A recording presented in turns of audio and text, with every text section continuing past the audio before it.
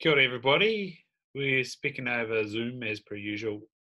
Hong Kong this time. Jay Horley, mate, what did you do this weekend? You said you're moving house. How did that go, brother? So I'm in the middle of it. You give me a call. I'm in the middle of viewing like 7 apartments. I'm trying to move out of the city. So I live in Hong Kong. So I've been living in central Hong Kong for like 6 years, one of the most densely populated places in the world, right? I think I heard out that if the whole world was as populated as Hong Kong, we could fit the whole world inside of Egypt. So it's mega, right? So I was like, after 6 years, I'm like, I'm gonna move out to one of the islands. So I'm out looking at all of these apartments, like 7 apartments. I'm like, oh damn, I got my times wrong. I should be joining a podcast now, but yeah, so I apologize for that. But yeah, that's what I did all weekend. I just looked at new apartments. Nice, man. And so what is it like living in a densely populated city like that? As you just said, you nearly lost your aura ring because you've lost 12 kgs, and we'll get to that part very soon. But what's it like looking at your variability, and do you have moments where the heart rate goes up and you're just kind of looking around going, whoa, what's so primal about that right now?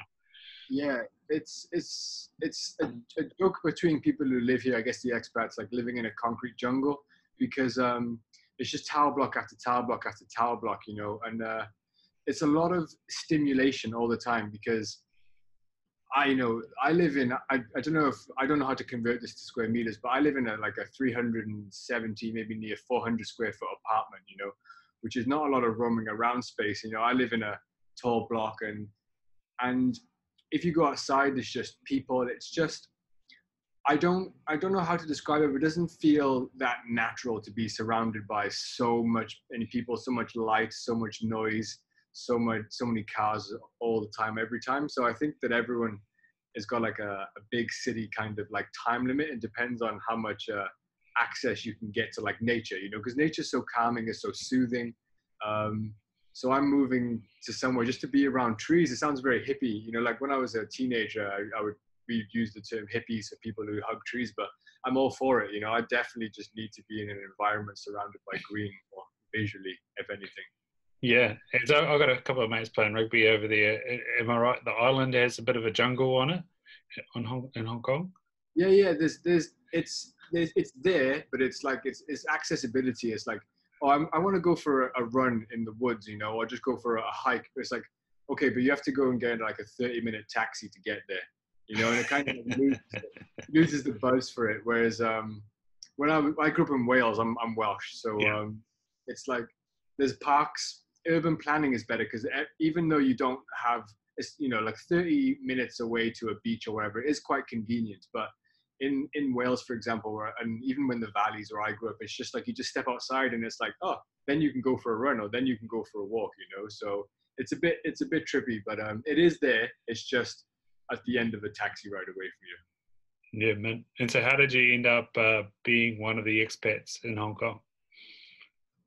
Well, I think people do things for 2 reasons: love and money all the time, right? So I was in university, and I met this girl. I was in Wales. She was over studying, and then she's a local Hong Kong girl, and this was 10 years ago now, and she was like, well, after I finish university, I'm going back to Hong Kong. So I was like, sure, I'll come for a recce, see how it goes, and then I never left.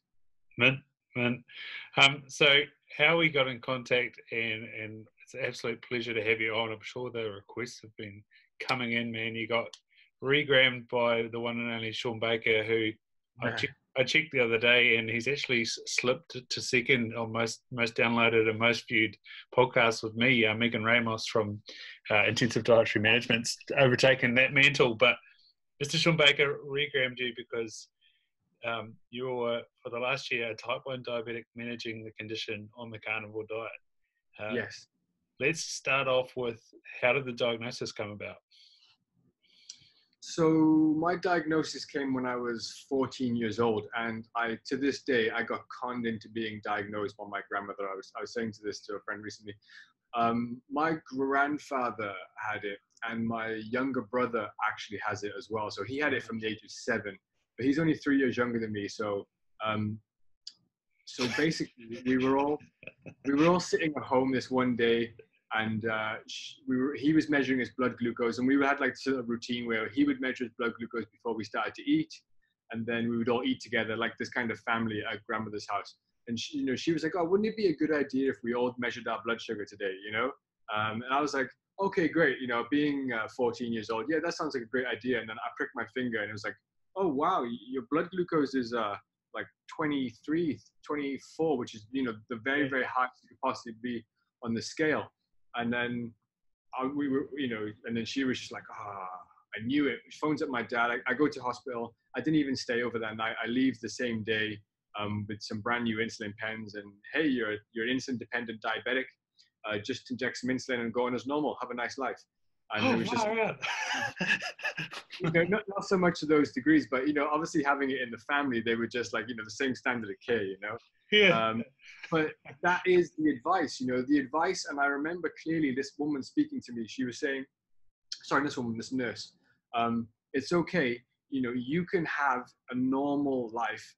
You can eat what every other child eats, right? And I think looking back, at the time you're like, yay, that's great. But at the time looking back, it should be rephrased. It really should be, you can have a normal and healthy life. It's not going to be easy for you. You're going to have to make some drastic dietary changes, but you can live and do all the other stuff that kids do. It shouldn't be focused around you can eat all the stuff that other kids eat, right? I think the narrative is slightly wrong with the Western diagnosis then. And then they were just essentially on top of that, they were saying, oh, we're going to find a cure in 7 years anyway. So to be honest with you, what's the worst that can happen in 7 years, along those kind of lines, right?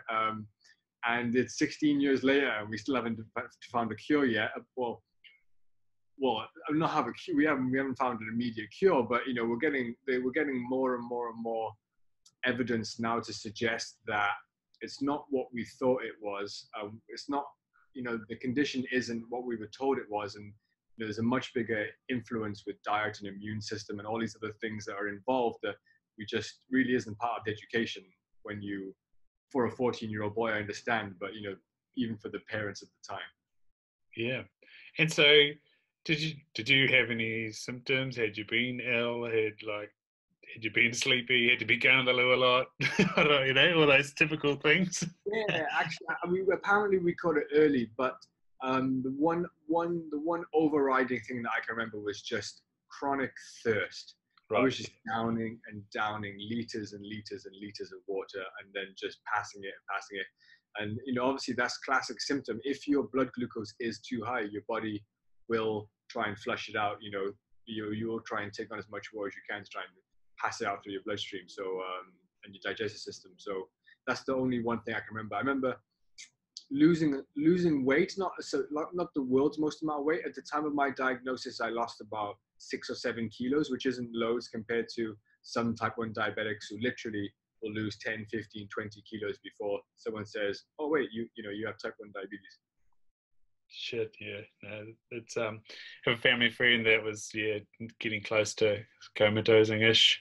She was fast asleep on the couch, and luckily her mum was a nurse, and so I was like, this ain't right. And a bit like you, diagnosis and go home again.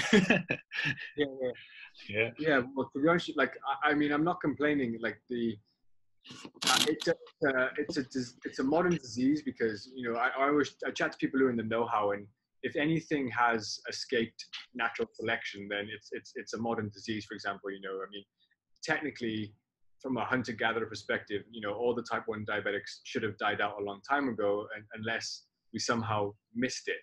Unless we weren't in that situation where we were eating these kind of foods, so therefore our bodies didn't present these symptoms for it to to die off as part of natural selection. So it is a modern condition, but thank God for the modern intervention of insulin, because I wouldn't be around.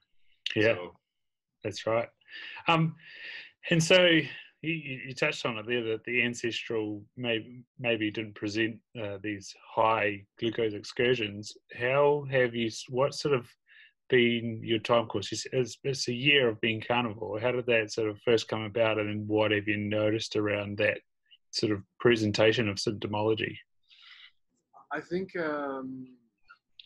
my starting carnivore, I have a friend who's a colleague actually, super geeky, And for the longest time since we worked together, he was always talking to me about, oh, you know, Charlie and Joe Anderson, you need to check these guys out. Charlie and Joe Anderson, you know, these guys have been 20 years, they've just been living on meat only. And at the time, because I had so much education from, like, you know, paleo fields and all of these, you know, pro fruits and vegetables, you know, functional medicine, all this sort of stuff, I was just like, yeah, okay. I mean, this was like years ago, you know. I was like, yeah, but fiber, you know, how is your digestive system? You know, you always need like an epiphany moment. So around the same time, I got diagnosed with an intestinal infection. I was just, for the longest time, I wasn't feeling good. You know, I was feeling lethargic, I was bloated, I was distended. I went to see the doctor, and then she was just like, oh, we're just going to do some stool tests on you, just because I think that you're presenting symptoms of some GI distress, for example.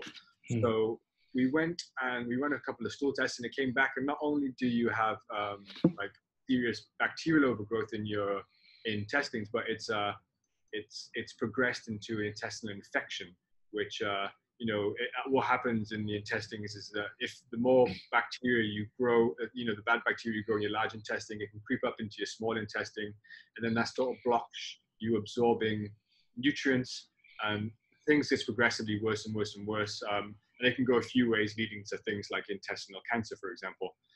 So she was just like, listen, this is probably why you have about 13 or 14 nutrient deficiencies, because we were testing that at the same time, because obviously the bacteria was quite bad. So it went, my vision started looking at things like low FODMAP dieting, which she pointed me onto. You know, you have to go down this path, look at low FODMAP dieting, and start looking at keto and stuff, all of these sort of things that people know that there's evidence when getting rid of this stuff, and a whole bunch of antibiotics. And then again, with conversations with my friend, I came onto this guy called Jorge Fragile. He's this crazy guy from Europe, and he wrote an ebook basically on the carnivore reset. And I was reading this ebook, and it was like, oh, I had an intestinal infection, I had SIBO, FODMAP failed me, and this is what worked for me, you know. So I just went deeper and deeper down the hole. I went to find him. I even called him up a bunch of times, see what's going on. And then he pointed me to like a more encompassing book called The Hyper Carnivore Diet. It's like about 350-page book, super, super valuable, because it goes into everything that you'd want to possibly know from an ancestral point of view on the carnivore diet. Read it cover to cover. And then as soon as I put that cover down, I was like, I went to my fridge, completely on the spot, overhauled everything.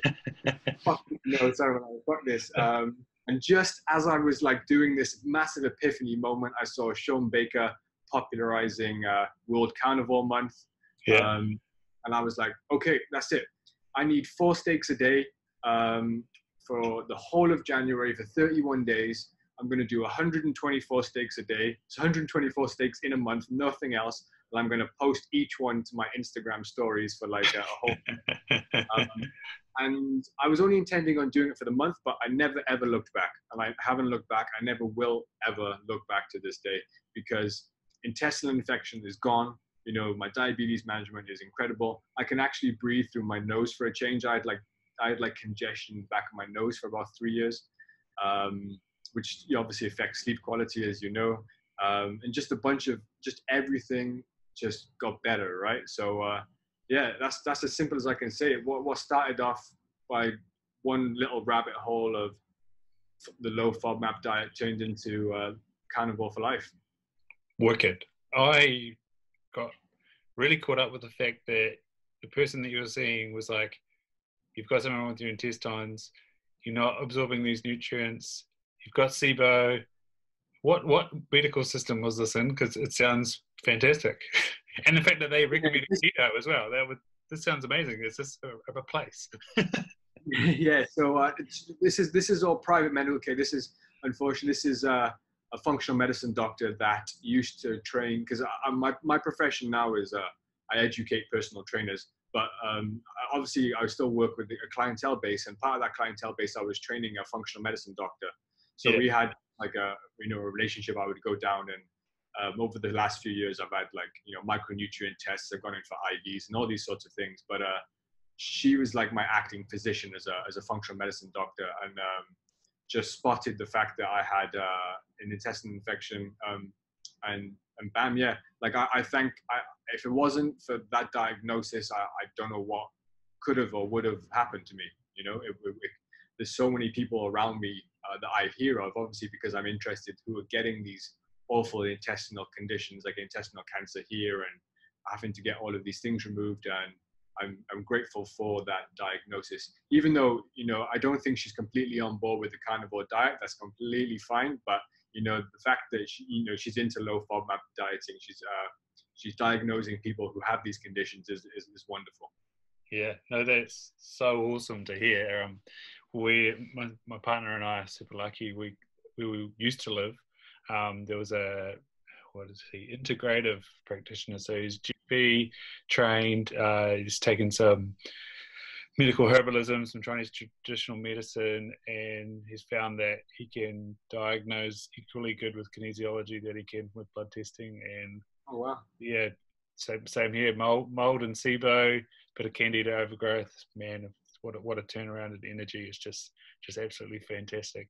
And yeah, he reversed my partner's endometriosis, and you know, she got pregnant and all those things. Yeah, fantastic results from, like I say, just going a little extra step, going a little bit more holistic. And someone that we had on in our last episode, he sort of had a heart condition, and he's just gone and seen somebody else, Dave O'Brien, from a gym in Melbourne in Australia. And again, he's someone that dives deep into, well, you know, you're low on these nutrients, these markers are generally showing some overinflammation, and yeah, just awesome to hear that there's practitioners out there just doing wonderful things like that. It's so cool.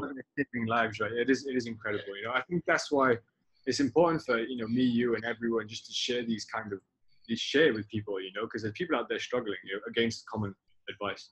Yeah, no, and shit, as my job as an optometrist, I hear the shopping list of medications and look at the person, look at their eyeballs, and go, oh, where do we start? Far out. And it's just like, you know, you say stuff like leaky gut, and they're like, what do you mean? It's like, well, do you eat bread?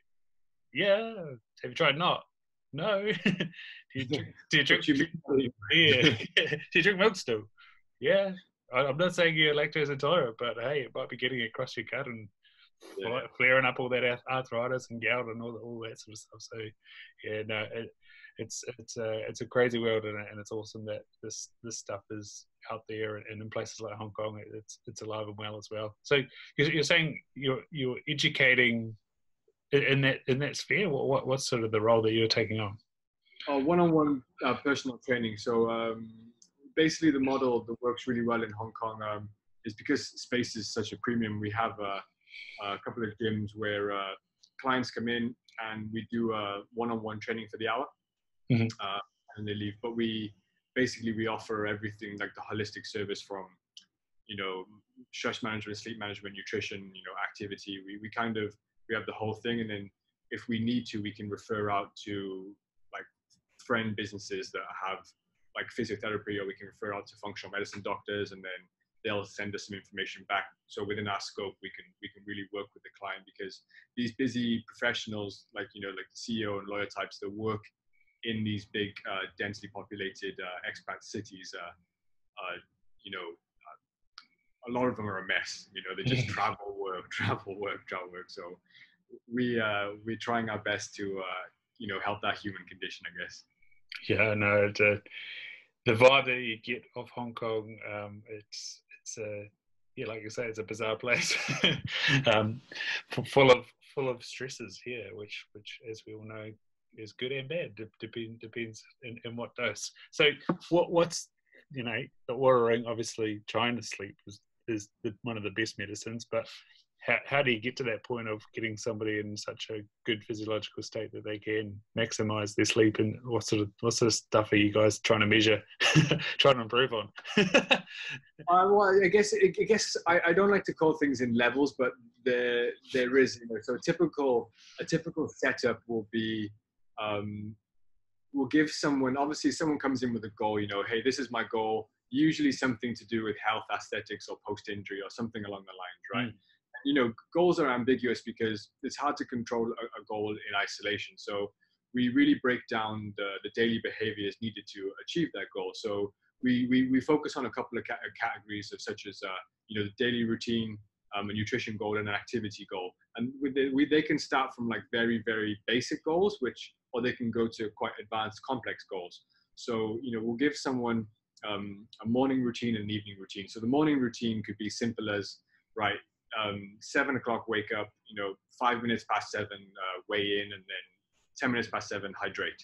And that could just be just building the steps on someone to start living a healthy life. And then an evening routine is obviously about mitigating as much blue light as you can. So we're setting people up with, okay, if you need to be in bed by 11, then let's just start with your evening routine at 10:30. At 10:30, let's just have like a technological lights out, and start prepping yourself for bed. Whether it's, you know, do some breathing, do some journaling, you know, taking whatever supplements if you're doing that sort of thing, or prepping whatever you need to, just to give people like these basic steps. And then obviously a nutrition goal, which can be a very detailed nutrition plan, you know, working with, you know, doctors or nutritionists, or it can just be simple as, can you just try eating 3 meals a day for me for the time being? Or can you just try stop drinking alcohol every day? So, and then activity is usually regarding number of steps or training sessions, and we'll just start someone off very basic, trying to build the foundations of a healthy lifestyle. And then over the coaching process, we just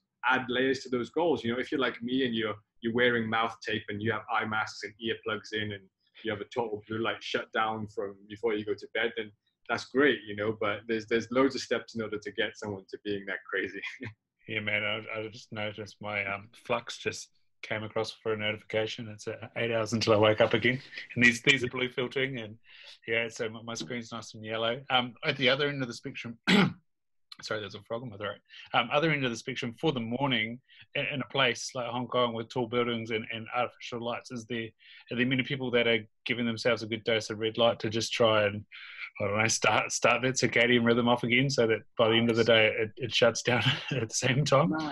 No, we tell people, and it's like, you know, that AM sunshine is so, you know, getting that light in your eyes in the morning is so valuable, and you can feel the difference. You know, like, I'm sure if you've woken up sometimes before work and you're cracking out some work on the laptop, and then the sun comes up, and, you know, I positioned my living room around so that the sun comes up on my desk, and in the mornings I can just open the windows and get it if I need to be. But it's a hard buy-in for that one, and what I found more anecdotally is you get much more of a benefit from getting people shut down in the evenings with less blue light than you get from the pickup in the morning, from that red light in the morning. So it is on the goals list, but most people we're working from the evening backwards, you know, essentially, and just trying to say, can you get out in the day for like 15 minutes to 20 minutes to get some sunshine? Because as long as you're getting some of that spectrum across the day, I'm going to be okay. Yeah, that anchoring, you know. Absolutely. And so, chucking back to type 1 diabetes, and the sort of small parts to play that type 2 kind of tells us about the possible long-term effects for a type 1 diabetic, especially if they're not overdosing on insulin, but needing to use high doses. That good circadian rhythm, that good light exposure, that good sleep means that their body's going to be more likely to be insulin sensitive. Do you, as someone who tracks your stuff, do you ever notice that, you know, a good rhythm like that means that you need less insulin? Is that something that you've ever noticed? 100%. We all go through stressful periods in our life, and moving apartments is a stressful period as well. So, but I notice that if I haven't been getting enough deep sleep, and if I haven't been getting enough sunlight exposure, my insulin sensitivity is worse. I'm having to do a lot more correction doses than if I was not. You know, some days I'll check I used to wear a continuous glucose monitor, and it'll be completely flat throughout the whole day.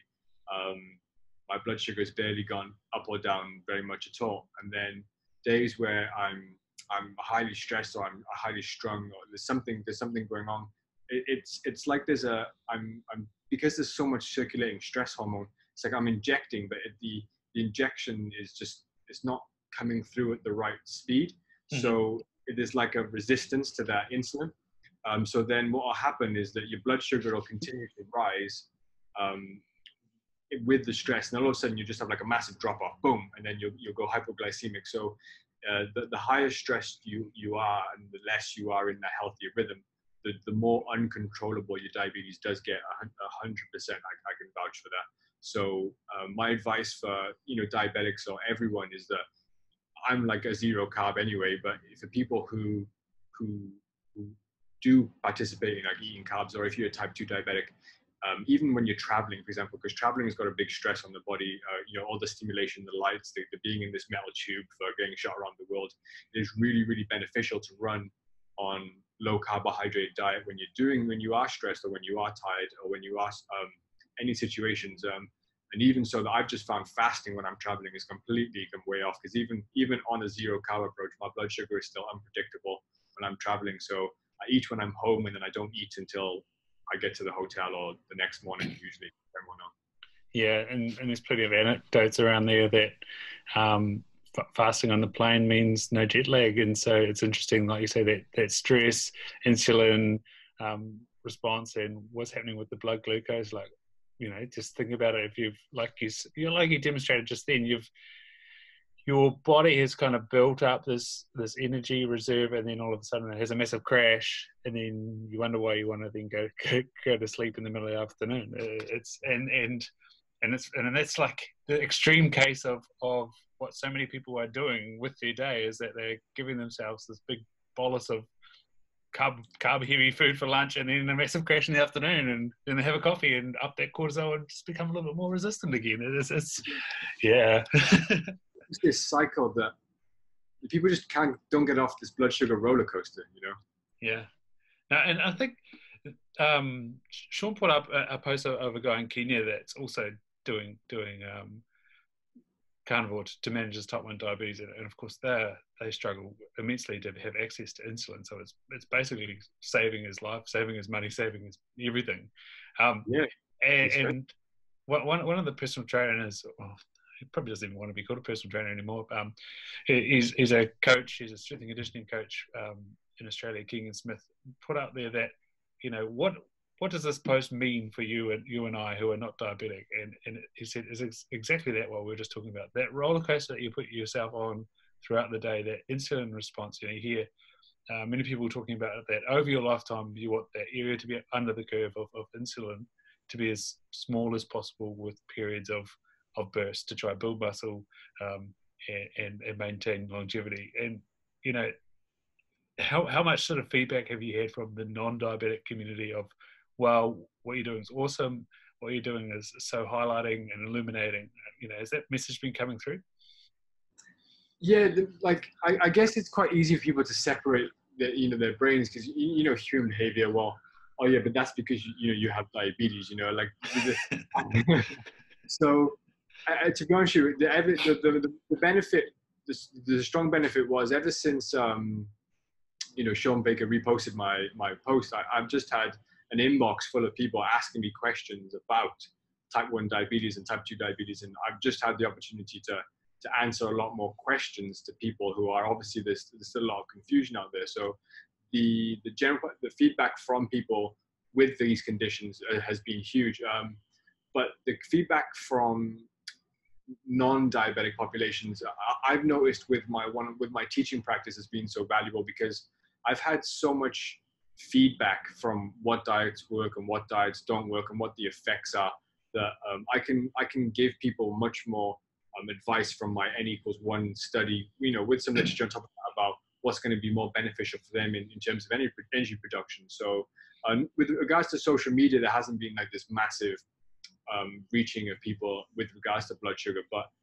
for my own one-on-one practice with my clients, it's been very much so. It's like, okay, yeah, you don't need this much carbohydrate. Let's try you on this. Let's try you on that. We can try this. This is going to be much more stable for your blood sugar. People are like, wow, all of my endurance runners that I train and the switch to this low carbohydrate approach are just like, wow, this is awesome. And then as we know, Zach Bitter just is the fastest man in the world, over 100 miles now.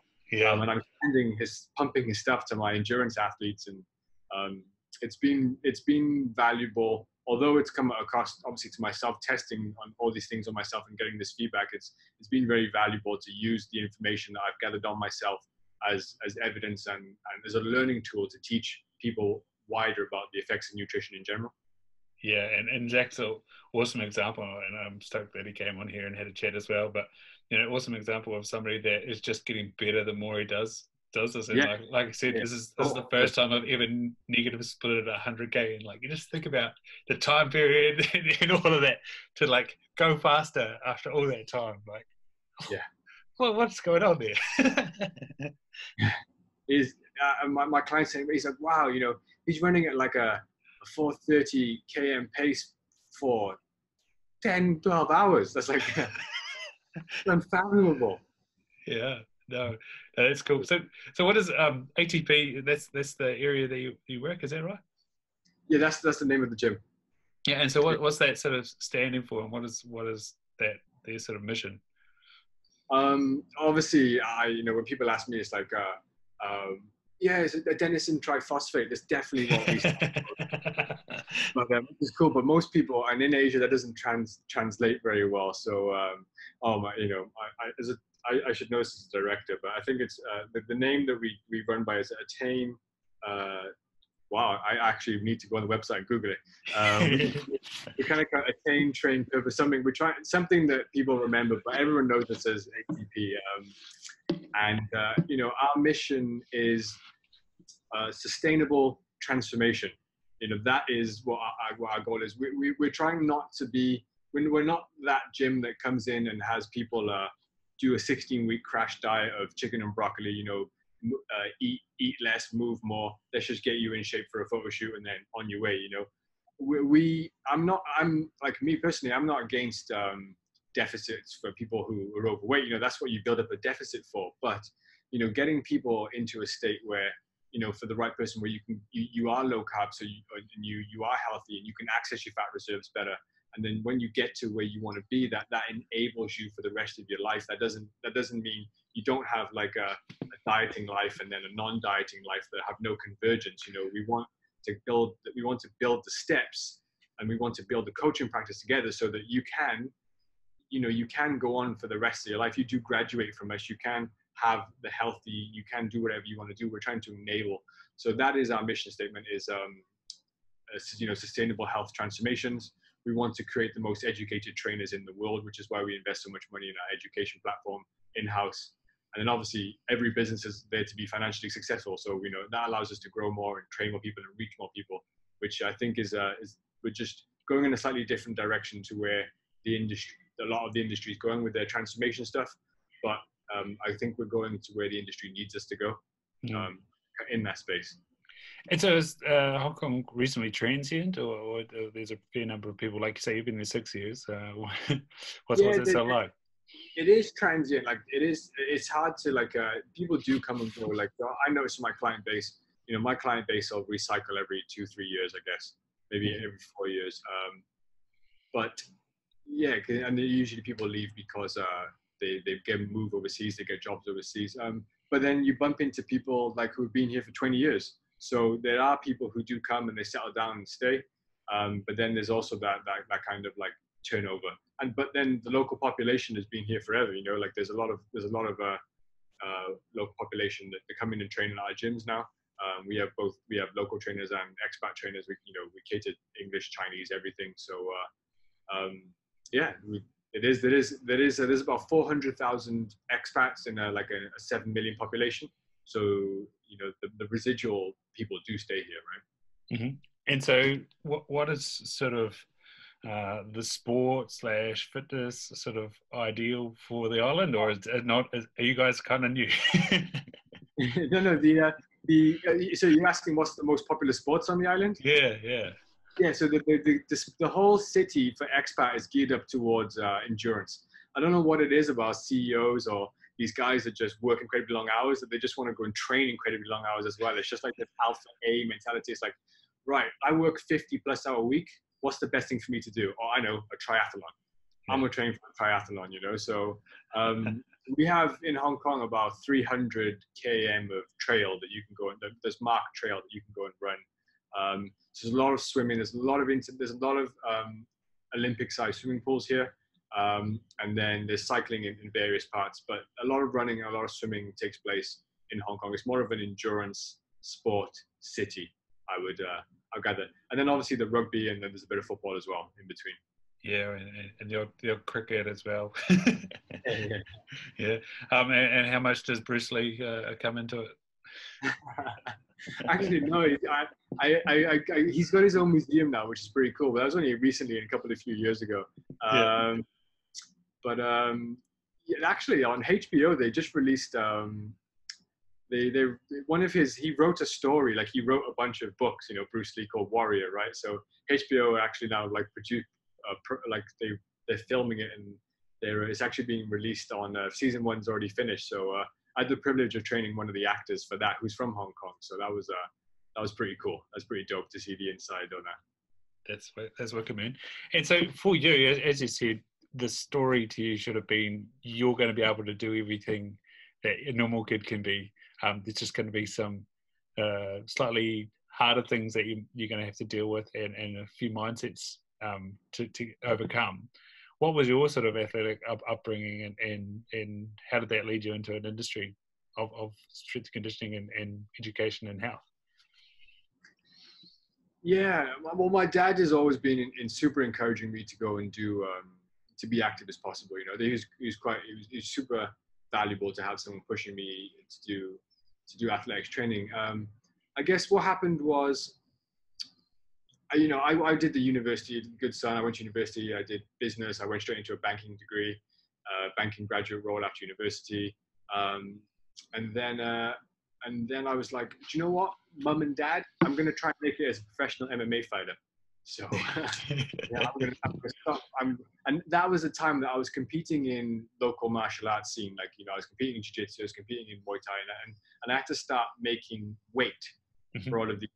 And that was my first real, about 10 years into my diabetes, 8 to 10 years into my diabetes, right? First time I'd ever had to really lose weight for something, I mean, from the age of about 14 to 24, you never really think about leaning out, I guess, maybe 22. And then I was trying to lose, 5, 6, 7, 8, 10 kilos, whatever it was for the weight class.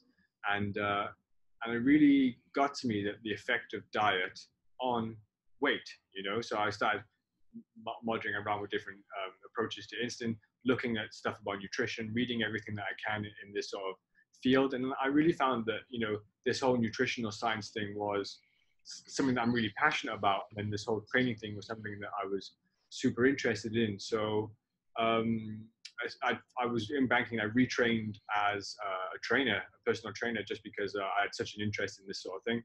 And then I started in the UK, picked up that profession as soon as I got out here, always thinking that I could fall back on banking, but I never have. I've just ran with it. I've been out here for 6 years, and fortunately enough, it's going well. So nice. So that's how I got into it. And so the MMA, what was the draw card? And just you're from the valleys, is it because of that typical rugby player bar brawl sort of stuff, or is it is it something different? I guess do you know what? I guess young guys have always got to try and prove themselves. I'm 30 now, so I started all that when I was about 17 or 18. And you always want to be tough. Like my dad did martial arts his entire life, so I guess maybe I was trying to prove myself to my dad or something at the time. But it's more than that, because when you get into these sorts of environments, it's such a big community. Yeah. You end up going because you have your other training mates and all these sort of things, and it sort of ropes you and entices you in, and then you all train together, fight together. So that was what kept me going there. But I guess just like every 17-year-old, I just want to be tough, so I'm going to start doing martial arts. So that's how that all starts, right? Yeah. And then how did that sort of go when you got to Hong Kong? The environment was there as well? Yeah, so there's actually, well, obviously it's not as well developed as the UK, and then even less developed in the US. A couple of my old teammates from the UK actually made it to the UFC, so there was quite a good team. I was still doing it when I came out here. There's a really big expat scene for all of these sorts of gyms and around, but I guess I just, I fell out of the whole community thing, is so valuable, because I was I was so involved in the UK, and then you move team, and it's like changing families. So I moved over here, and I never really got embedded with a brand new team or a brand new family. So, and then, you know, I'm as a trainer, when you're trying to graft in the early years, your prime PT clients at the same times that the lessons are on, you're supposed to be going to, you know. So for better or for worse, maybe for the long-term effect of my knees and my brain damage, I'm out of the game, but it is something that I do still watch on TV, and I do love it. And I sometimes go and occasionally do some jiu-jitsu just for old time's sake. Awesome. But yeah, there is still a big scene here in Hong Kong. Nice. No, that's so cool. And so what does your training look like these days? So as you know, the picture that Sean Baker just reshared, I did a carnivore cut. So I wanted to go against industry norms, and industry norms for training for a photo shoot are, right, so I'm gonna eat chicken and broccoli, but you know what I mean. I'm gonna suddenly go from like a junk, you know, a liberal diet to like a really strict clean diet. Training volume is gonna go up. I'm gonna eat lots of different meals and across the day, you know, because stoking metabolism, and I'm gonna do loads of cardio and loads of training volume, and then eventually I'm gonna be very lean. And I'm not about that lifestyle. So what I decided to do was do it completely carnivore. You know, I'm only going to eat 100% meat and eggs primarily for the whole of this photo shoot prep. And then I'm going to only do low volume training, and I'm only going to train weights 4 times a week. And if I need to, some days I'm only going to eat once, some days I'm going to eat twice, some days I'm going to eat 3 times, depending on how much energy I need for that day. And I did, you know, 12 kilos over about 14, 16 weeks. And it was the easiest cut I've ever done. I actually did some 48-hour fasts in there, in the middle, just to keep stuff going. And I came out the leanest, you know, the biggest that I've ever done. And I'm lighter now, even after 6 weeks after my photo shoot, than I was going into my photo shoot, because when you're on this carnivore approach, there's no all of these foods that I missed. I'm not depriving myself. I'm not nutrient deficient, and I didn't have a massive post photo shoot rebound like I've done in the past, or after a fight I've had a massive rebound, because there's a massive difference that people need to realize between being energy deficient and being nutrient deficient. And people run into a lot of problems when they are on such, you know, limited diets of chicken breast and cruciferous vegetables, that you will become definitely nutrient deficient, and you know that bumps up all of your nasty cravings, and you're in this kind of sugar roller coaster. But for me, you know, I eat the same things now that I did before, just steak, salt, and eggs. I just eat a little bit less when I want to lose body fat, and if I want to gain some more muscle, I just eat a little bit more. And like I said, I'm still exactly the same that I was after that photo shoot. So if someone was like, yo, can you take some more photos in 2 weeks time? I can do it. You know, and I still train low volume, and I still don't do, you know, stupid amounts of steady state cardio in the morning. So that was my against grain transformation, which I haven't pushed out on social media yet, but I'm going to do a big write-up about like how it doesn't have to be like Flex Wheeler magazine, you know, where you have to do this ridiculous amount of arm day, back day, leg day to get into the world's greatest shape. And yeah, so it was great fun. Don't get me wrong, I'm not going to tell people that just being on carnivore is magical and it takes care of all of his problems. It does, but you still have to respect the basic premise of how much food you need. You know, like I can't eat the amount of food Sean Baker needs every day, you know, because I'm an 80 kilo man and he's like 110 kilo man. You know, there's still that equation of, you know, you need a certain amount of food for the amount of activity, but it's so much easier to auto-regulate and have satiety when you are on a meat-based diet than if you're not. Yeah, man. You'll be a man after Brian Sanders' art, because he's all about that. What did he say?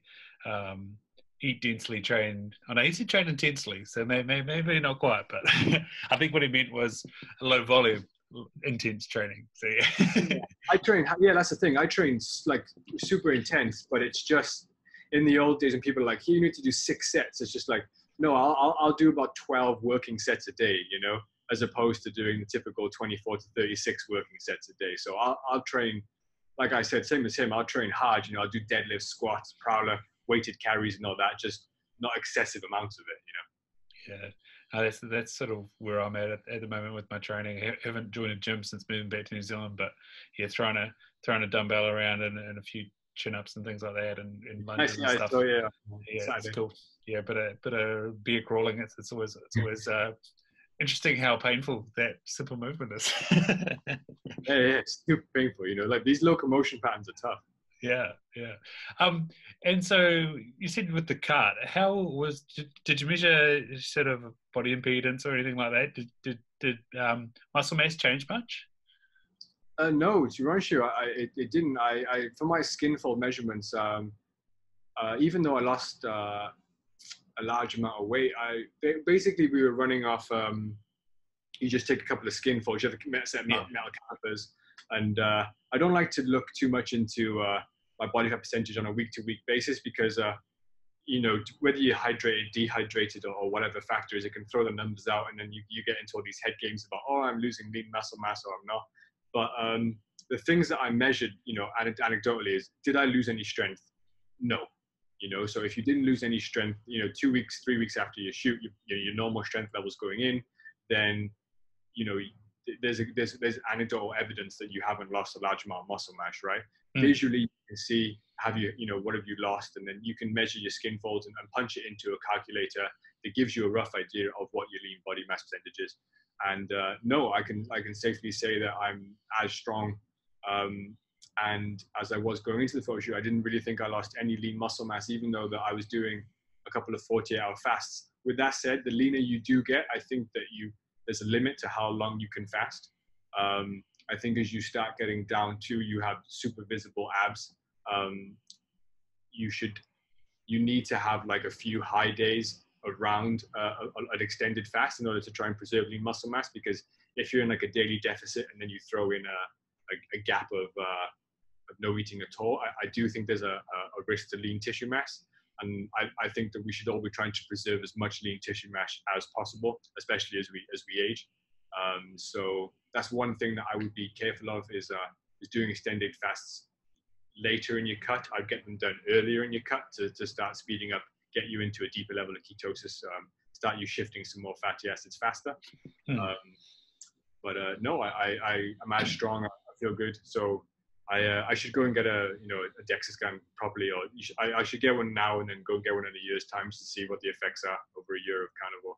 Yeah, and something that again came back to Keegan Smith. He went down to 6% and then got sick, and Rob, it was a couple of weeks later. Rob Wolf was talking about how our visceral fat is something that tends to hold those last few bits of toxins from us. Was there any sort of sickness as you leaned out, or strange symptomology? Did you get any of that candida cough or anything like that?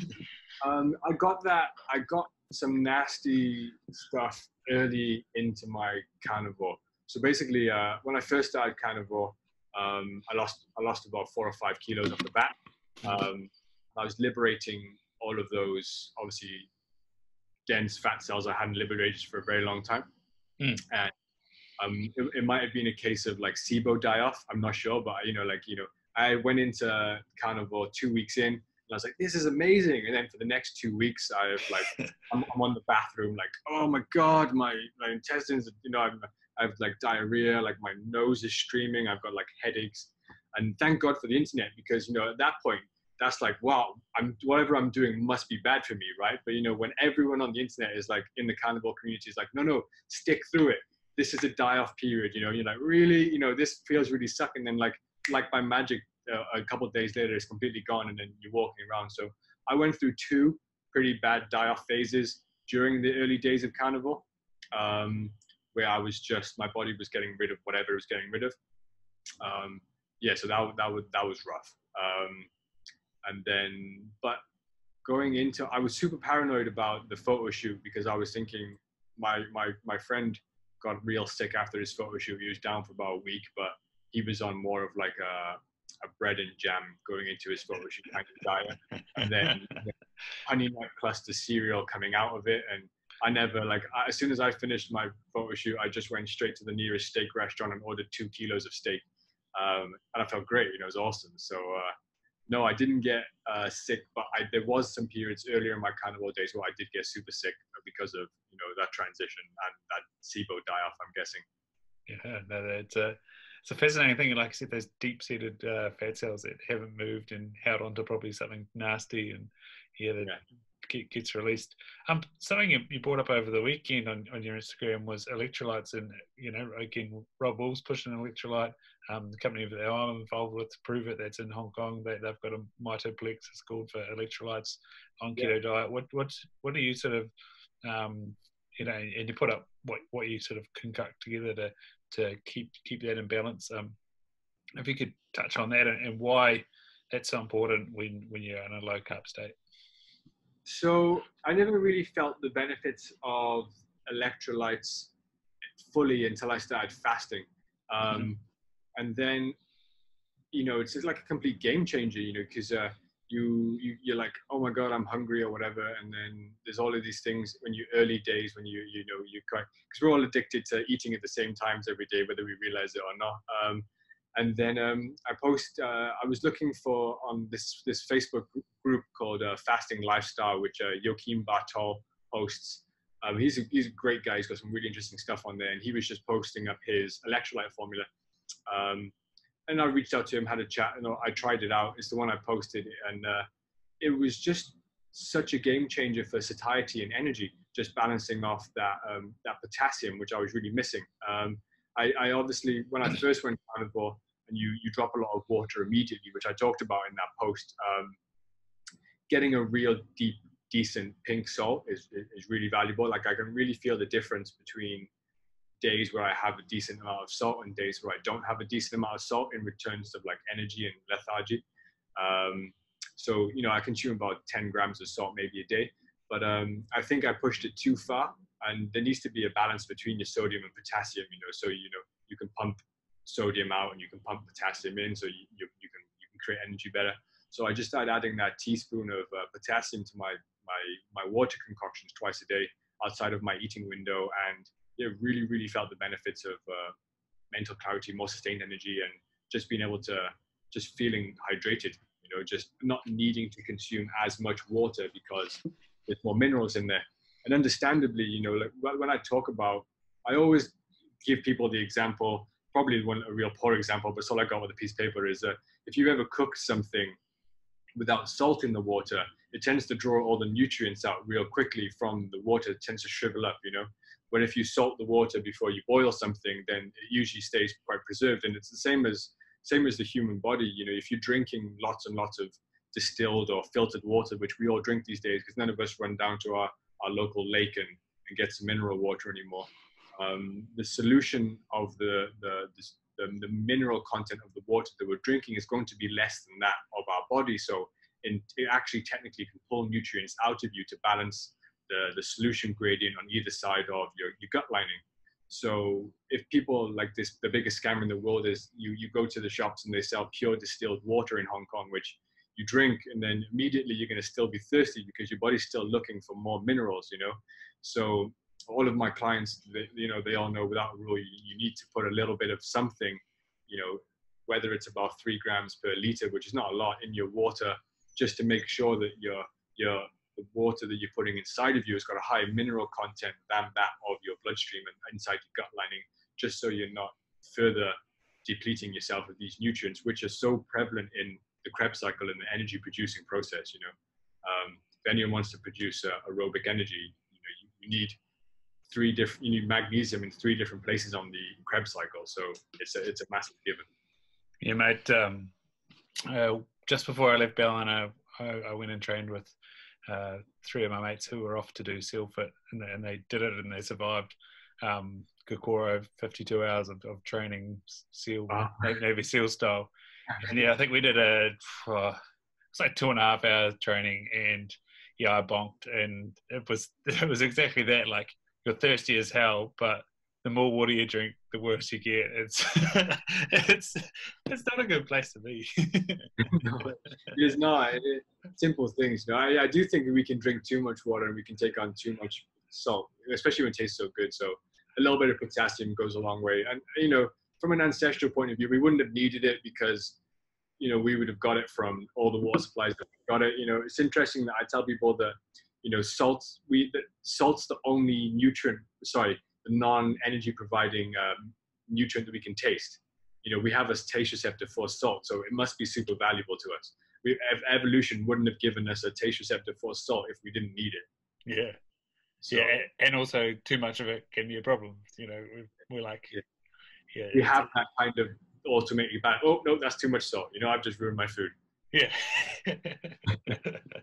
No, that's absolutely crazy. So what does a typical day look like for you? You said you got a continuous meter. How often do you have to check that? Oh well, the brilliant thing is now that it's linked to my phone, so my phone just tells me what my blood sugar is throughout the day, which is brilliant. At the moment, I'm trying to do some extended fasting most days. And I love breakfast. I've tried every fasting combination that avoids breakfast, and I'm just like miserable. So for me, there's a guy called Primal Dad on Instagram we were chatting about the other day. For me, I'll get up usually about 5:30, 6 o'clock, and just make ribeye steak straight away. It's the first thing that I do. That's about the beginning of my eating window. That's about 6 o'clock. Go into work, do some clients, do some meetings. Depending on how my schedule falls, I'll either I'll either train and then eat, or I'll eat and then train and then eat again. So usually I eat within about a 6 hour window at the moment. So about 6 a.m., 9 a.m. and about lunchtime. Then I'll fast through until about 6 a.m. at the moment. I'm just trying that at the moment, just to see how my body responds to that. And then, yeah, so I'm just cycling my food around my training window essentially. And then in the afternoon, I'm fasting through. Most people are like, wow, you stop eating at 12.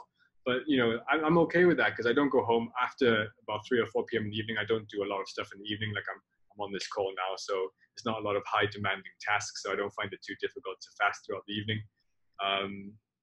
And I love having type 1 diabetes, that as soon as you crack in that last little bit of insulin at 12 o'clock, you just have like stable blood sugar for 18 hours. So, you know, if I've got stable blood sugar for the majority of the day because I'm not eating for the majority of the day, then, you know, the majority of my life, I don't technically have diabetes, you know, it's just in the middle. So I do really like intermittent fasting daily for people with type 1 diabetes, because it just, the brilliant thing was when I was fasting, I should have mentioned that before, is the first day that I ever went without doing a single unit of insulin, because you didn't eat. If you're not eating and you have everything on point, you don't need insulin, you know. So if your liver's not dumping a lot of glucose into your bloodstream because you've been doing it well, and I was like, oh wow, this is brilliant. So there's no stress involved. I'm just plain sailing. I don't need to do any insulin. I technically don't have diabetes if I'm not eating. So yeah, I'm going to try and run 16 to 18 hour fasts a day. Epic. Mate, a couple of things there. You're a man after Sasha Panda's heart, because he says that you're the most insulin sensitive in the morning anyway. You're kicking off your liver's circadian rhythm. It's got a master clock as well. So there's a lot to saying that that's actually the right way to do it. So I guess, you know, that's cool. It's not super sociable sometimes when people want to go out and eat in the evening, you know, but at this moment in time works for me. Like I'll throw it out on the weekends and I'll fast through and have lunch and dinner with people sometimes when I need to, but that's my basic like Monday to Friday setup. Yeah, and that's about the only thing that's keeping me from doing something like that. Like, I guess I could miss breakfast, but I'm a bit like you. I love breakfast, and my breakfast is bacon and eggs and a coffee. So it's so good. Yeah. It's low carb anyway, so it doesn't matter too much. I've been messing around with missing lunch quite a lot. Just going two lots of 12 hours. You know, that seems to be, you know, another way of doing it. But the thing that I loved what you said just then, and that when you don't eat, you theoretically don't have diabetes. And the thing that drives me absolutely insane is when my type 2 diabetic clients come in and they're on insulin, and I'm thinking, oh, you shouldn't be on insulin. And then we go, so what do you base your dosage on? And they're like, what do you mean? I just take this one 3 times a day. And I'm just like, what the hell is going on there? And of course, you're talking about that energy partitioning and accessing your fatty acids. These people can't even get below 6 without feeling like absolute shit, because then they have no access to energy anymore because their body's just in this storage dose, and it's just like, oh, come on. And I floated it a few times on Twitter to the likes of Gary Fickey, who has been taken through the ringer for advising people to go low carb. Yeah. And I watched on the fat documentary recently. Yeah, how good is that documentary? It was great. On a day that the Arnold Schwarzenegger James Cameron documentary comes out,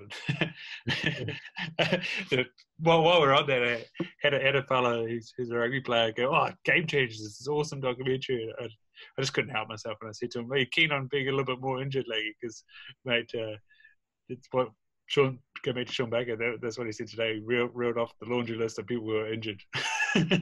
Yeah, I'll stand by that. You know, like anytime that I've tried to in the past go plant-based or tried, you know, including more plants into my diet before I knew better. You know, for this podcast, before I knew better, we all make mistakes. It just wasn't good. Like I can't ever look back to a time where I thought, wow, this plant makes me feel so good. You know what I mean? Like it's just not there. You know? Yeah. The exception to that might be when you've been eating absolute shit and you get a good dose of cruciferous, and you know, of course, that's helping your first pass metabolism get rid of that crap. yeah. I'll compare to actually that. There you go. You reminded me. Compared to when I was in my late teens and I was eating McDonald's every single day, moving to like a paleo approach was definitely a step in the right direction. But then there's no need to stop there. You can then drop your fruits and vegetables, you know, or your vegetables, and just be even better, you know. Yeah, no, it's crazy, man. So do you get at HbA1c much? I haven't recently. My last HbA1c was on point. I get a typical AB. My phone gives me a predicted A1C because I have a continuous glucose monitor in there. I should grab it. My phone somewhere over there. But it's always solid, you know, like I look more than just my average. I posted my average blood glucose for 90 days as part of the photo that Sean Baker reposted, and my average blood glucose was 5.1, which was solid. But when for someone, you know, doing manually, but that doesn't paint the full picture because, you know, like let's say that 12 hours I was at 12 and then 12 hours as I was at like 0, the average would still be like 6, right? You know, so it doesn't really paint the perfect picture. So the best thing that you can look at, you can set your target for these glucose monitors is time in target. You can actually tell you what percentage of the time today were you between whatever you set yours at. And I set mine quite stringently between 3.9 and 6. And if anything out of that is out of target, so, you know, I'm looking for literally 60, 70, 80% of the time in target, and I'm just chipping away at that each, just refining my approach over and over again just to see as much time in target as I can. What often happens with me more is that I'll drop down to like 3.8 and I'll wake up and I'll have been like 3.8 all night as opposed to 3.9. So my phone's telling me it's like, oh, you've been out of target the entire night because you've been 0.1 too low. And I'm like, oh. It won't let you set it lower than 3.9 sometimes because that's like, you know, your emergency low. So mine tends to be runs a little bit too low, which running low blood glucose has got its own challenges in its own. But again, I even when I'm outside of target, it's just like 6.5 or you know, 3.8. It's just touching. I don't remember the last time that I went up into double digits, which would happen every single day on a carb-based diet. Yeah, man. And just for those out there freaking out, if you're a keen listener of Peter Attia, he always brings up these crazy studies they did in the 60s where they were looking at the keto diet and they had people running ketones of like 5 millimolar and they dosed them with insulin and dropped them down to like 1 and 2 and they were still fine. Do you measure your ketones at all? Yeah, I do measure my ketones. I measure my ketones all the way through my my cutting. I still measure them now sporadically, but what I noticed was people are always like, are you scared about being in ketoacidosis? I'm like, not really, because you need to be quite strict on your protein requirements in order to stay in deep ketosis. You know, you need to be not eating a large amount of protein. And if everyone eats their favorite cut in the world of ribeye steak, which is, like the gold standard of, I guess, being on a carnivore diet, that's got enough protein in it to kind of offset being in super deep ketosis. So if I was to eat my amount of calories I like to eat, that's enough to keep me in ketosis, but kind of like that 0.5 to 1 kind of bracket often. If I was to do a bit more of extended fasting, it bumps up a little bit. But when I was doing some of the longer fasts, if my ketones started to creep up to like 3, 4, which is not even that high compared to some people up there who are running at like 10 and 12 all the time, a good protein refeed, and that drops it back down, because you do need to bolus a little bit more for protein than you do. Obviously, nowhere near as much you need to bolus for carbs, but you need a little bit more circulating insulin if you do have more protein in your diet above your dietary requirements, because you get a bit of gluconeogenesis from that protein, So I always find that a good protein refeed brings my ketones back down to just normal nutritional ketosis levels.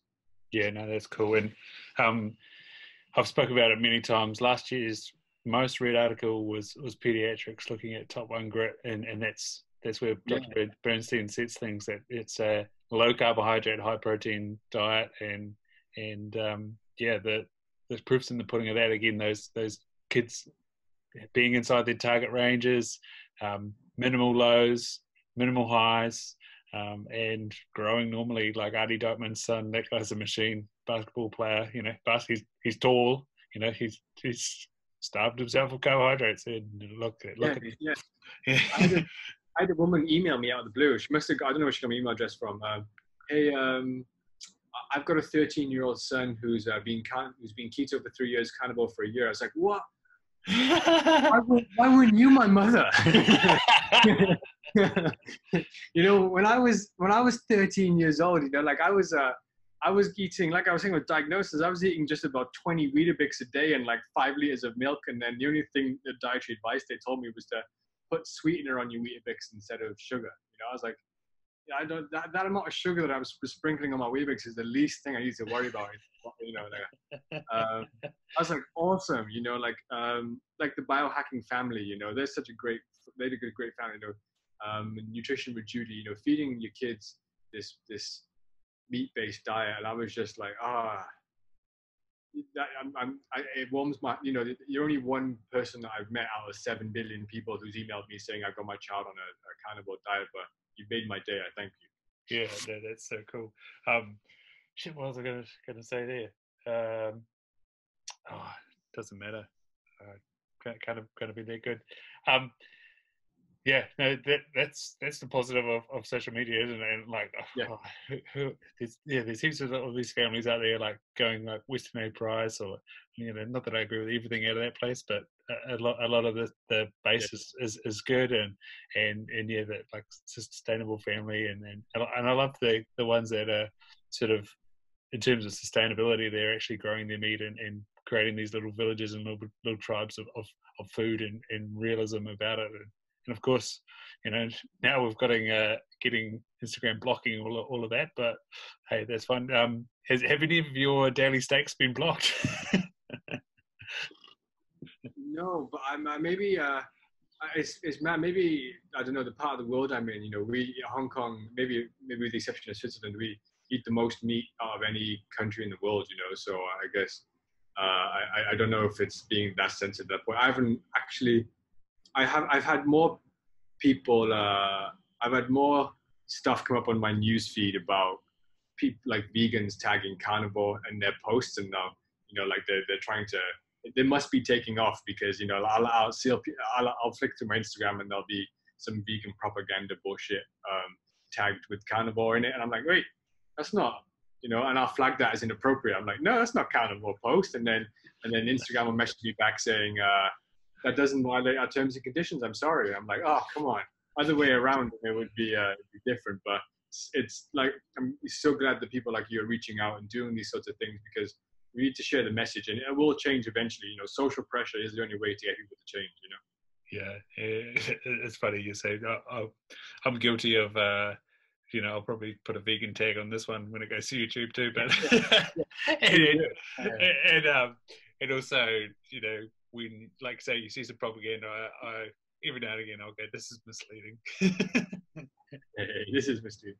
And I try not to, because, you know, like, it's the whole thing that just let people do whatever they want to do, right? But it's hard when someone's kind of attacking you, not to attack them back and just take the high ground, which was so early in my carnivore days, you know, like January, February, March, and I was telling people about it, and then it wasn't until, right, you know, I'm gonna let my, you know, like Sean Baker was like, just let your results do your talking, you know, and then I was like, okay, bam, I'm gonna post the carnivore cut, you know, and then now I have a platform to tell people from a point of results, you know. So that's, I think, we all have to do. We all have to connect and support each other, and we all have to produce. We have to lead by example by showing our results off, as opposed to just demonizing veganism.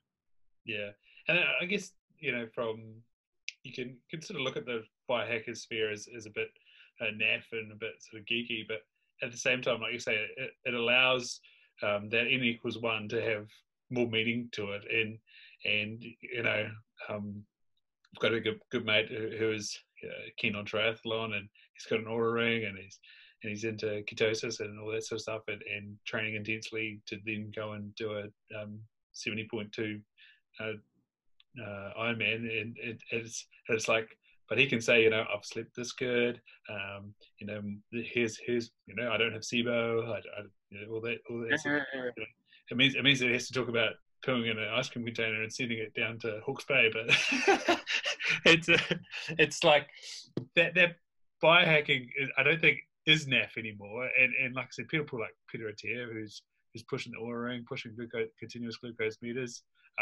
On that, what glucose meter are you using? The only one I have access to in Hong Kong is the Freestyle Libre.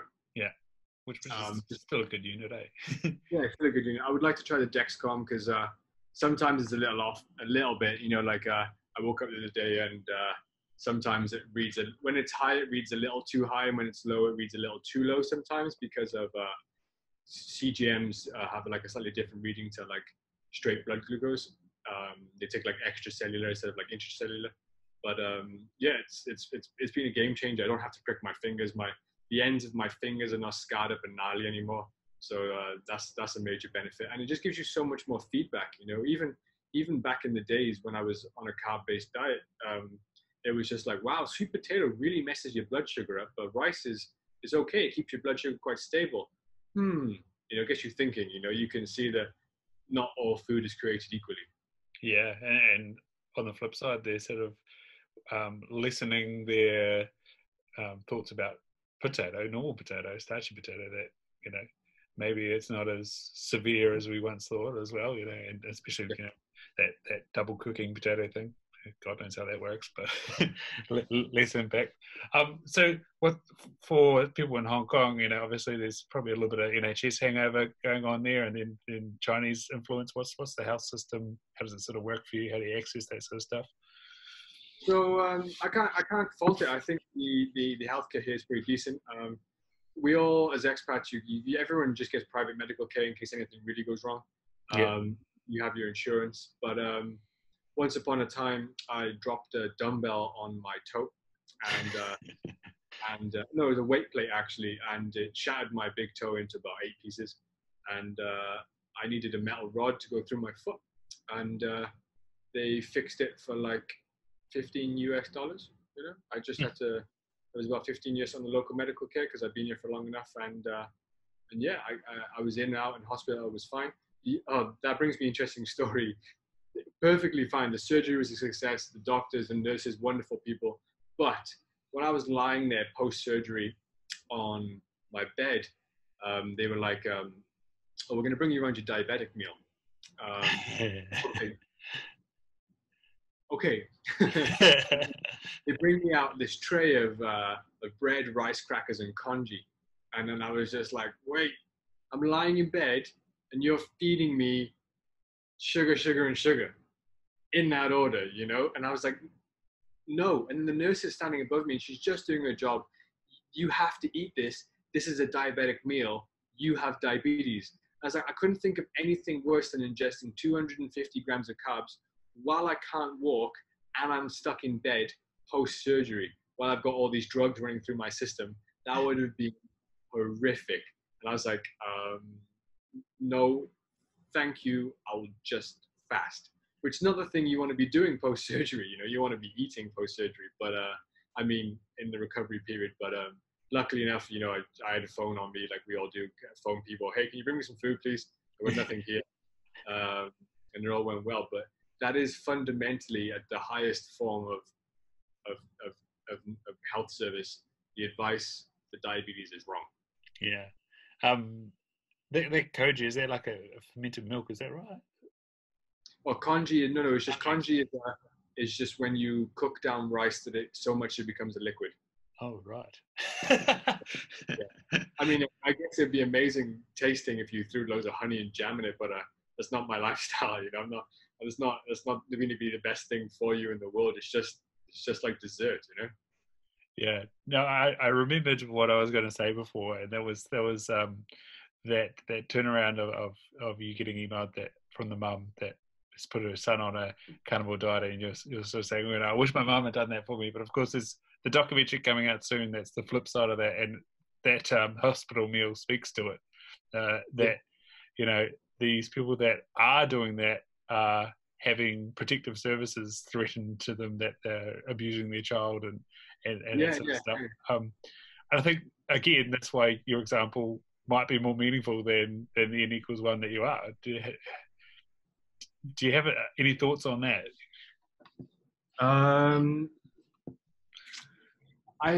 Sorry, I'm just plugging my laptop in because my thing is dying of battery. Okay, there we go.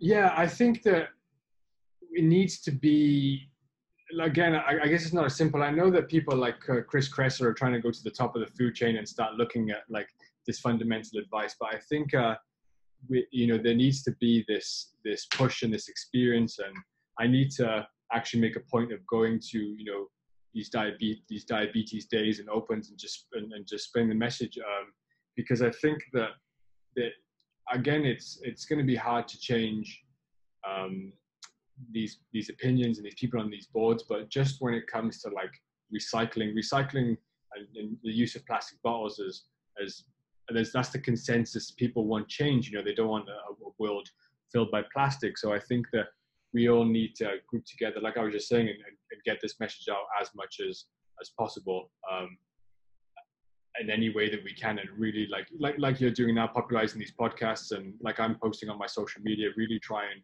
get this message out in any way we can. And social media, for all of its good, bad, and faults, it does seem to be the best way to get out this message of I would never have found Sean Baker unless he was so aggressive with his posts on social media. I would never have found Paul Saladino and all these wonderful guys that have a lot of information. And I know that we can all get sucked into being on social media all the time, and like the whole digital minimalism thing is coming in as being more healthy, but at the same time I think that we have a responsibility to show people that there's a better way to do things, because I went back home to visit my dad in Glasgow, and then there's public signs everywhere, like government supported public signs in bathrooms, in restaurants, in airports about going vegan.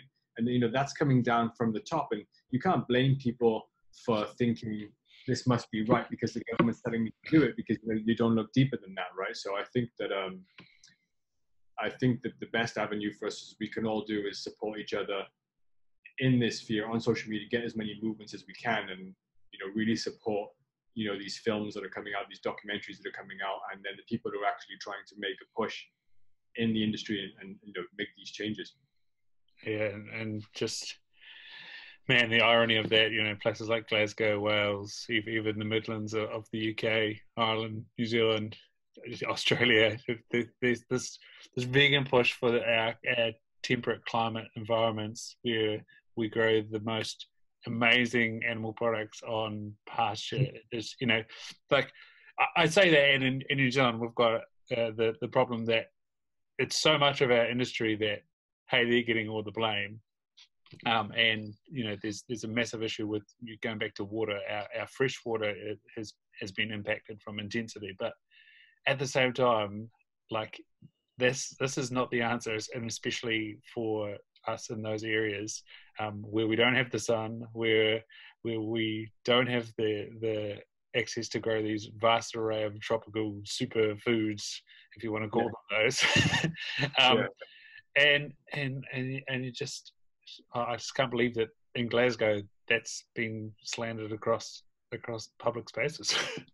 It's terrible, you know, and they have some of the best, you know, beef in the world, you know, it's fantastic. Highland cattle, come on. Yeah, you know, I was like, oh, it's so good. Angus, And Hereford, yeah, shit. and so much grassland, and it's criminal because, you know, we know that, you know, cows, you know, like, you know, a cow can produce, depending, like Highland cattle maybe more, but, you know, a decent cow you can get 200 kilos of beef off. You know, some of these big bad Highland cattle, you know, maybe 250, maybe more, and that's enough food to feed someone for a year. You know, like 200, you give me 250 grams of beef a day and a few of a year, and give me some few chickens, I'll make do. You know, I'll be okay. But the amount of space and water and topsoil degradation and food that you need to steal from third world countries to feed people on a vegan diet is insane, you know. And then how do you repair that topsoil once you've depleted it because you've overfarmed it? Well, you need animals to come and sit on it, right? You know what I mean? So the whole argument doesn't make sense, and people with everything, they just don't stop to sit there and think, wow, you know, everyone should like have a bit more skepticism in life. I think, you know, everyone should just question what they hear instead of taking it as gospel. And I should have as well. You know, I feel like I've taken the right kind of pill from the Matrix, and I know exactly what the other side of it is. You know, I've tried both sides, and I know this is the side for me. But yeah, I keep getting my friends from back home messaging me, so Jay, what are your thoughts about, you know, the Game Changers movie? And it's so glad that I can just screenshot all of the stuff that people are already posting out there without me having to write it up each time about how all these athletes are failing on these vegan diets. So yeah, I can't believe it. I was shocked and appalled when I was there. If people want to eat vegan, like, go for it. Be my guest. Do whatever you want. But the same with religion, right? You just try and force it on everyone else that you come across, you know, and then jump onto some global warming bandwagon. Yeah, it did. And I saw a cheap farmer today putting up your vegan clothes are plastic. Yeah. You're basically using petrol and plastic. Good luck trying to dispose of your plastic clothing. Yeah, and flying that food in plastic from other parts of the world is doing way more damage than me eating locally sourced meat. You know, I'm not saying that I do all the time, but I'm just saying it's the most ethical thing to do is decentralized farming. You know. Yeah. How is the access to meat in Hong Kong? I've got a guy that I know through the deer industry that's in mainland China, and you know, he puts up ridiculous prices of Australian beef in China. What's it like in Hong Kong? Expensive. So to what the US dollar, let me work it out, is about 1 to 8. So if I'm paying $2.45 a kilo divided by 8, so I'm paying about $30 US for New Zealand beef per kilo. Yeah. Oh, so what US dollars? Oh yeah. Actually, that's not. It's not super insane. If you buy it online in bulk, you can get it decent. But if you buy in the supermarkets, decent beef, grass-fed beef, probably about double that price, probably about $60 US a kilo. Actually, that's probably about 3 times. I'm just trying to think. A good bit of beef would be around $24 a kilo New Zealand. So then you double that. So yeah, around 44. Sorry, half that. Yeah, around 12 US dollars. Yeah. So yeah, it's still expensive. It is what it is. I mean, it's an investment in your health. Right? I'm never going to sacrifice. Actually, my food bill went down after going Carnivore. Everyone's like, "Doesn't this cost you expensive?" I was like, "No." I mean, I've stopped buying organic spinach and organic berries and all of this other stuff that I didn't ever need that was making me nutrient deficient. And just eating beef, my actual food bill's gone down. Like, straight up, I've got more money at the end of the month because there's no food waste. You know, like my butcher gives me bone marrow, like the shins of the bones, and then I eat the beef, and then there's the offcuts that, you know, people eat. I eat. There's just so little food waste with this kind of maximizing calorie with this way of eating that, you know, like there was that Australian farmer on the HBO podcast recently was just saying that even when you grow plants, you only get to eat about 10-15% of the plant, and the rest of it gets wasted, and the world wastes 40% of that food in anyway, so I do like the fact that we do eat as much nose to tail as possible, and that's what Asia is very good at as well. The access to local meat is super easy, and it's super cheap, but with all of the, again, I should probably have more skepticism, but with all of the reports of swine flu coming from mainland China, I'm just a bit skeptical about eating local meat sometimes. Yeah, no, I'm excited to, with spring coming, hopefully get out and get a deer or two, and I'm hopefully going hunting this weekend on a farm. So my fingers are crossed that there's some success there, and yeah, turn the freezer on and yeah, feed the family for a while, mate. Yeah. This has been so cool, and I'm so grateful that you said you'd come on here, and I'm glad we've done this.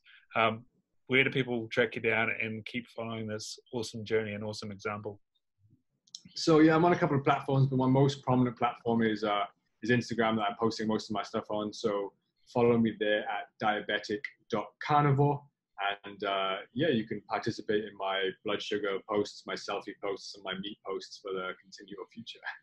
Awesome, man. So what you touched on a few things like red pill, green pill, or blue pill, sorry, and all that sort of stuff. What would you sort of leave people to think about, and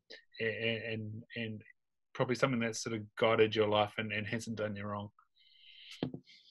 I guess a side bit of advice away from all of this, I have the privilege of training some successful clients, and one piece of advice they always tell me, and this is something that's always in my mind, is chase excellence, not cash, because once you achieve excellence, all the cash chases you.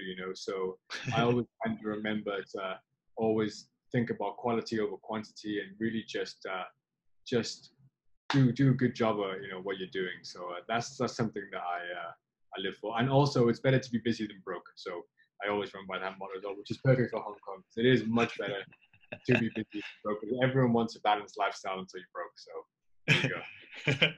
Legend, mate. I'm going to press stop there, and this has been absolutely awesome. Cheers. Thanks, man.